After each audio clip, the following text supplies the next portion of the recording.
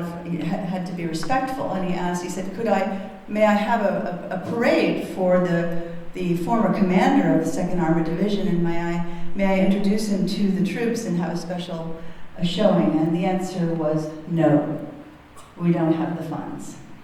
So my brother actually told me this story just this morning, so I wanted to be able to relate it to you.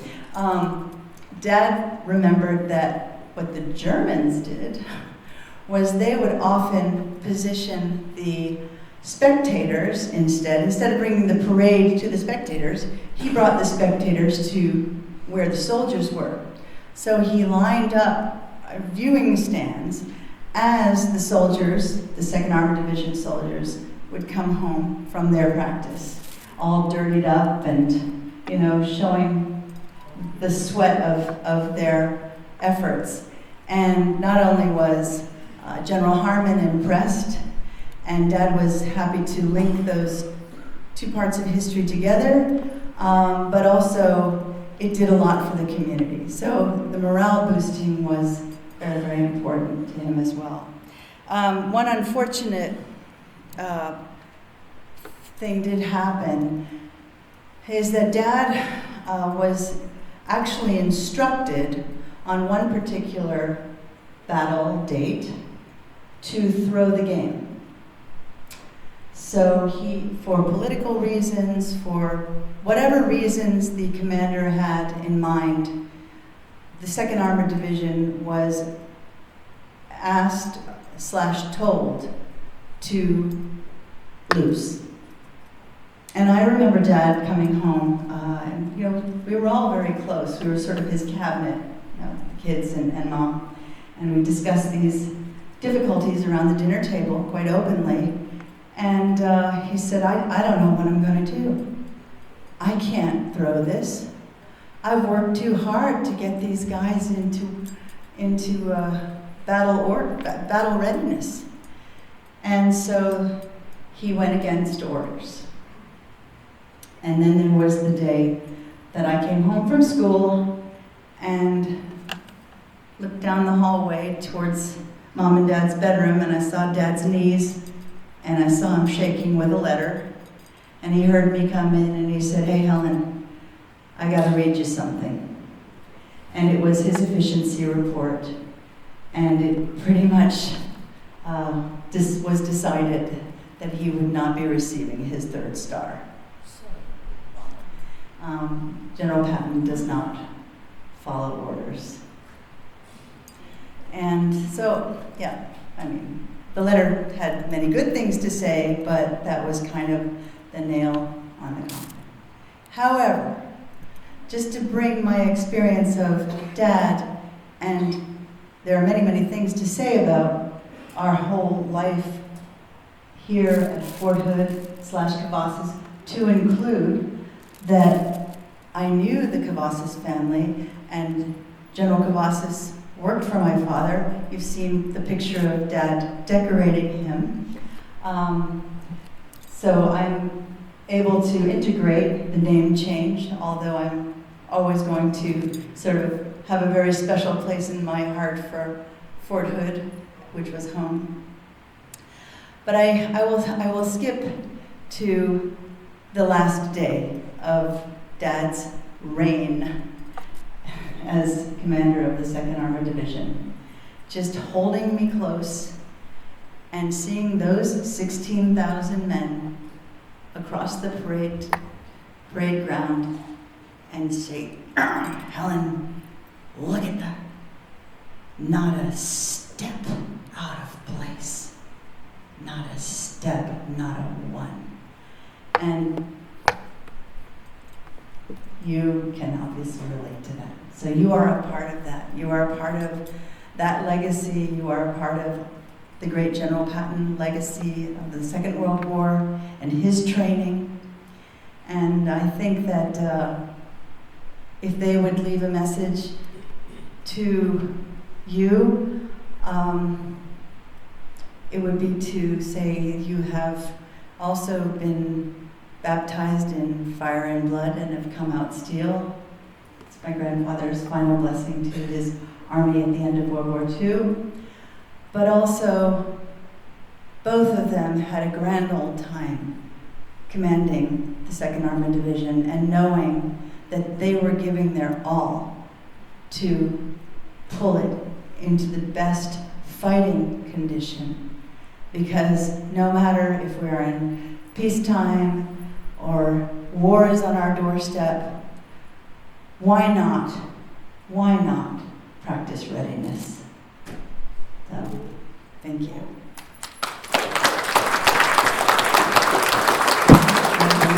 I probably wanted to say, but I think, does anybody have any questions? And if there's something that I have missed, I will slip it in. But I don't want to take up all of your time tonight, although I'm very privileged to be here. For me, when I was asked to come and speak, I'm actually replacing my brother, who is far more adept at addressing a crowd such as yours.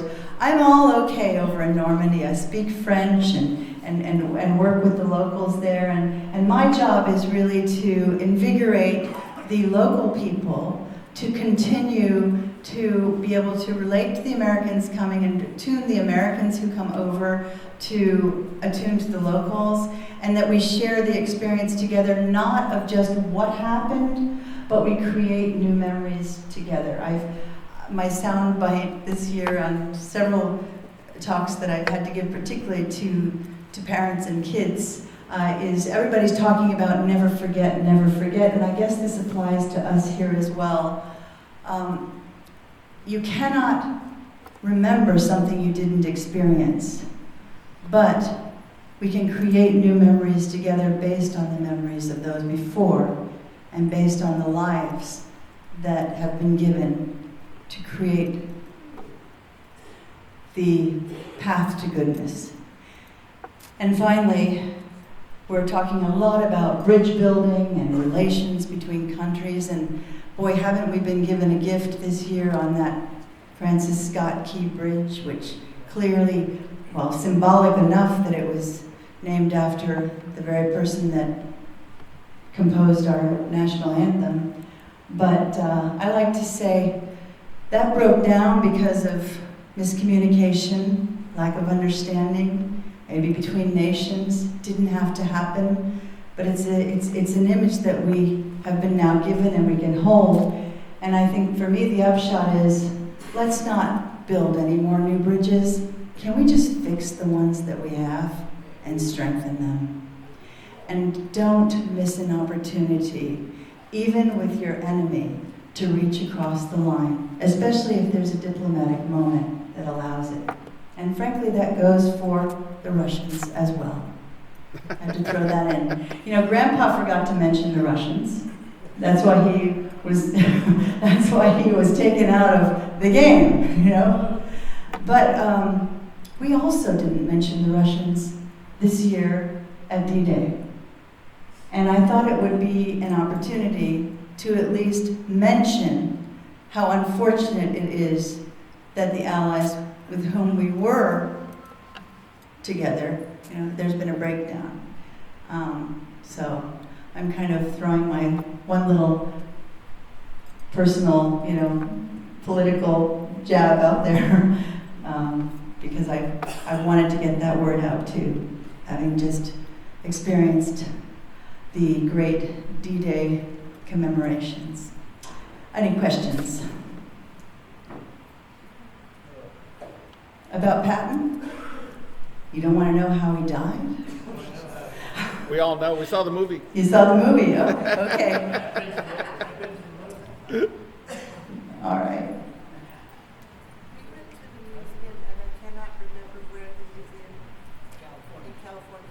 Oh, that's the Museum of the Desert. That actually is at the training center that he established. Where is it at? I forgot. Yes, okay. You must go. It's on the way to Phoenix from Los Angeles. It's in Palm Desert, Chiriaco. And it's got a really nice truck stop, too. You can get a good tuna fish sandwich. Because we went. Yeah. We were moving here and we stopped to get gas and I was like, oh my Well, God. he chose it because it was a perfect preparation area, knowing that they would be heading towards Africa and Sicily, or Italy. It's a beautiful museum. Yeah, thank you. Anything else? No? I'm really sorry that you don't have a question because every time I took the elevator today, there was, oh, we have a question, we have a question. So, yes, sir. What are your thoughts on the real reason or the reason or the cause of your grandfather's death? Well, you can look at it in two ways. There were certainly several factions whose lives would be made easier if he was taken out of the picture. So, even energetically, there was a hope for his demise. As a family, growing up in any case, there was a collective kind of decision to just say, no, it was an accident. That's how my grandmother wanted to have it. And in fact, when he was buried, and then he had to be exhumed from where he was because he was among the troops in Luxembourg. You know, my grandfather, with my grandmother at the end of his life, when he was convalescing in the hospital after his car accident, they decided that it would be best if he was interned with his troops, with the troops that fought at the final days with.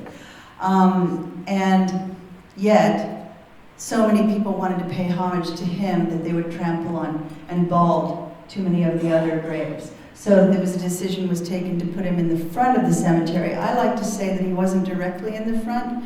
He was to the left, and the unknown soldier is to the right, and in the middle is the chapel. And I think that's how Grandpa would have wanted it.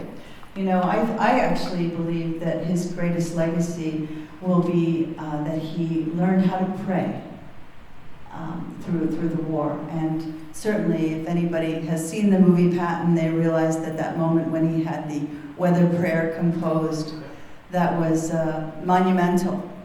Because, and I like to also say that is ultimately what divided him from a Hitler. He was very clear that as mighty as he felt about himself and as powerful and maybe even omniscient in a certain sense, he was never attempted to play God. And he was in constant reverence to a higher power. And he said, always be contained by a force larger than yourself. And my father just lived so naturally also within those rules. But okay, so, however, he could have been, all the theories are there. I've had soldiers who are no longer living come to me and say, well, I saw the car get switched. I saw that the window was cracked, maybe he had something go here.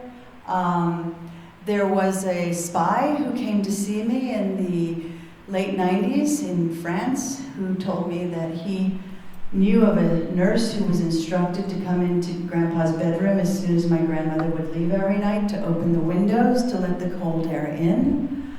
My grandmother allowed him to drink an awful lot of whiskey on those last 2 weeks. I would never accuse my grandmother of putting down my grandfather, but well, there's also the thought that she knew that he'd be going home in traction, and he probably wouldn't be a lot of fun. and he was enjoying his whiskey, and he was determined also to write a book about all the things that he felt had been done incorrectly. And I know that also there were those who did not want to see that be written. And he was very vocal about the fact that he intended to write it. I've never personally been a great fan of Walter Bedell Smith. He nor anyone in his family is here to defend themselves against my instincts. But even Grandpa speaks about him unfavorably in his diaries more and more. And I hope somebody can investigate that guy a little bit more deeply than he has been. Challenge to some author, maybe looking for a new subject. Is that okay? Yeah. Oh, we don't know. But I do think that if he had lived, we may not be as fascinated with him as we are. Right? So if I'm shaking, I have to say, when I have a general standing in front of me who probably understood my father and my grandfather's career a little bit more than I do, I'm pretty daunted in your presence. But I'm also would. Pardon? I have a story when you, Oh, can you tell it? All right. Can I bring a microphone to you? He's gonna have an opportunity. We're gonna do it. We're Okay, gonna do it at great. St. George. Okay, Yeah. sorry. Well, I guess I can wrap it up then. Okay, well, I'm a little bit disappointed in this list of questions that was promised me. I mean, you were supposed to have 15 minutes of speaking. Well, good thing that I was long-winded, huh? And I have, all right. I have a job for you. Sure. So my little one. All right. That is, thank Do you want me to sing? No. Trying to- Very good. I think we've already done that. Oh, did you all see the pictures of the quilt going on? So if you have a chance, this is I had it up on the screen, but my mother and father, upon leaving, they were presented a quilt by all of the ladies of the officers' wives, who each took great pains to describe one aspect of military life in this quilt. And it's worth having a peek at. I can leave it, at the table. You can look at it together. But I thought that a few patches were coming across the screen. But it's been a great reminder to our family, and it's moved a lot of people who have seen it to remember that the legacy is quite near, and yours as well. And now I have my final thought. As promised, I will end, because I need to tell you, I was with Dad watching the TV while many of you were a part of Desert Storm. And he was looking at the phone and the TV, and he'd say, God, I wish it would ring. I wish it would ring and they'd call me up. I just want to go back. But if not, at least I knew I trained a lot of those guys. Let's give her a nice round of applause. Thank you so much. We got a job for you still. And two very lucky individuals. Thank you so much. Two lucky individuals will be given their raffle. So take your seats, and you will be receiving 2 items directly from Miss Helen Patton. So here we go. Oh, right. All right. I haven't even seen them. Oh, I'm doing the, I see. Yes. I see. I thought General Woodman said it. We got him doing something else. Okay, all right. All right. Was that all right? Yeah, perfect. Aha, oh. Okay. Should I say who it is? Call it. Chris Sims. All right. There you go. You give it to him. All right, yeah. There you go.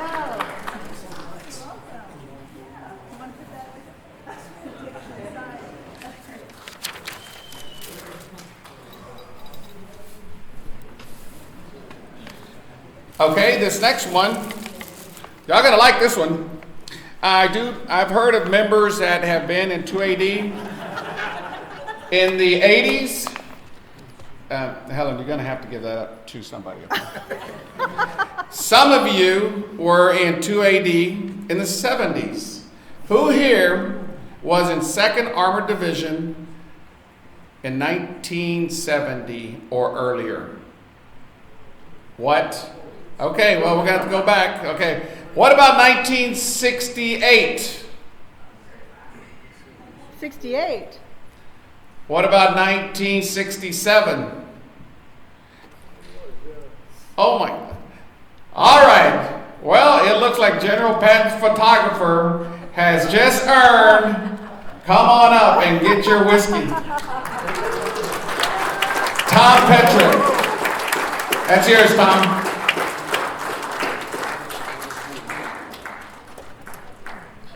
Last time you saw her, she was probably a little girl. At this time, I will turn it over to the president of the 2AD Association. Can I give something to Ramira first? Yes, this is y'all's right here. Mr. President. I'm going to give this to our president. This is not only the replica of my grandfather's complete war tags, which also includes his wife's name, address, and his blood type, which I have to tell you has been very difficult to find out, A negative. And I will also be giving you what will be forthcoming in our collection for the Patton Foundation offerings. This is the very first one, the World War I dog tag for General Patton.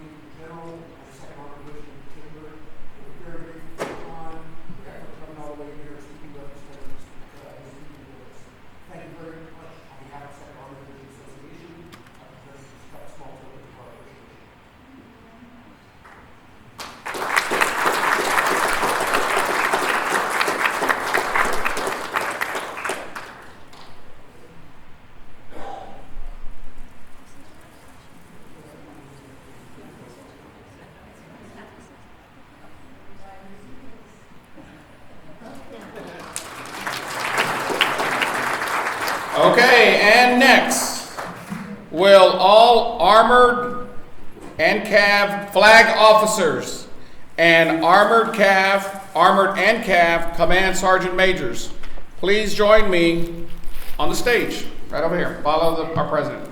All flag officers that are armored cav and all command sergeant majors that are armored or cav. We don't know all the command sergeant majors, so come on up. Command sergeant majors that are armor or cav, come on up.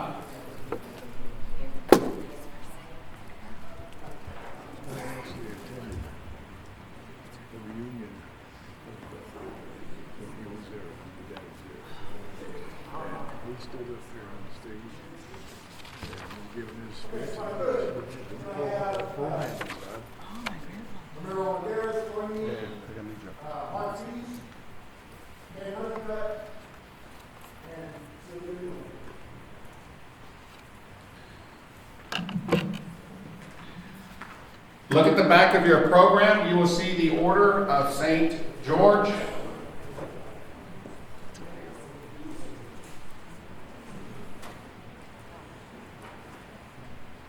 So if you're not familiar, this evening we're going to present three Orders of St. George, the Noble Patron of Armor, and the Noble Patron of Armor, excuse me.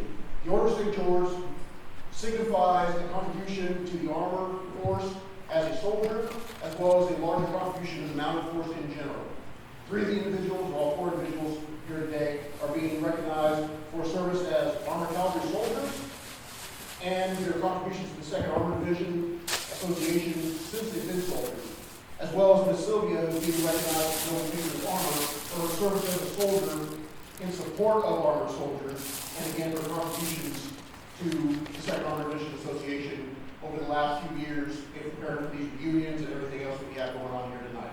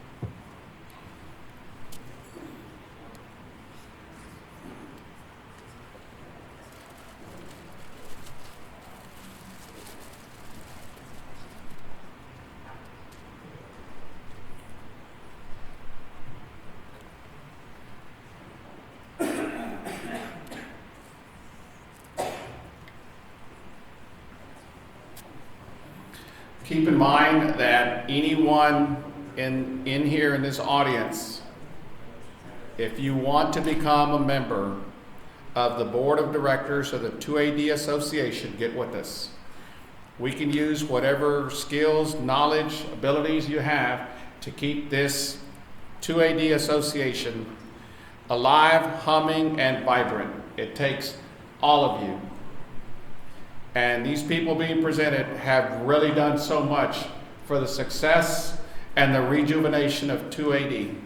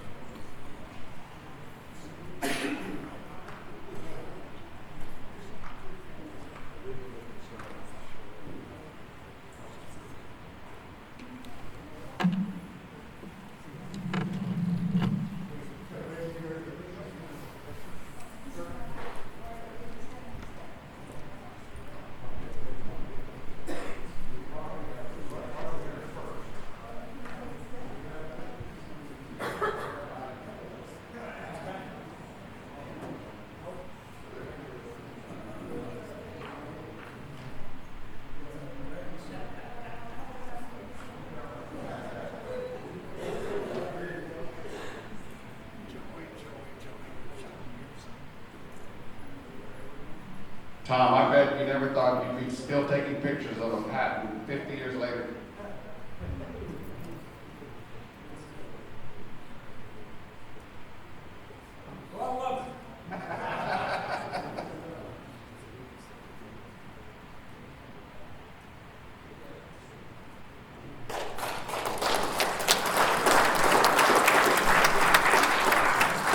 General Whittington, sir, if you can just come on up here. The floor is yours. Enjoy it. Okay.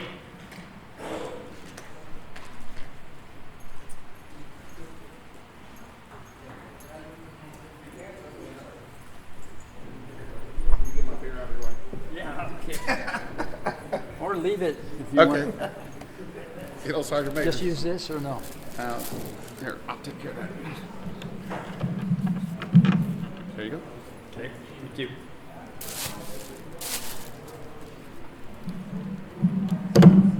Oops, I got you. I got you. thanks.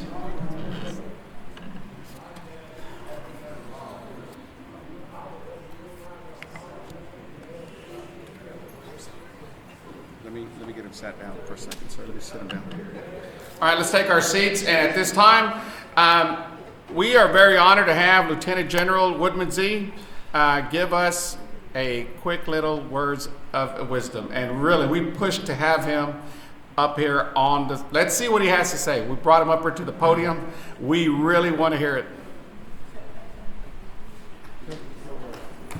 Well, you wait and see. After following Helen, I feel very inadequate. But there was one time that it was worse. We were having Martin Luther King Day in the 5th Corps in Germany. And somebody said, you need to make a talk on that. And I said, I'll be happy to do that. And so I'm sitting at the table, and the NCAA chief was there, wonderful man that I knew, and his wife. And so before me steps up this handsome captain. I mean, and he's just beautiful, and he gives them this speech that was given, before he was killed. And he's in that, and then the talk, and people are crying and everything, and then they say, thank you very much for that wonderful speech that you found for. And he said, now it's going to be General Woodmansee. And I said, what in the world am I going to do? This kid was, has everybody. So I said to everybody, look, I'm a guy from Memphis, Tennessee. And I know he is laughing his head off up in heaven, following that. and everybody then got happy, and so I did have something to find. I've got two things I want to share with Helen. When your dad was the division commander, I was a brigade commander over in the 1st Cav. And at that time, the 1st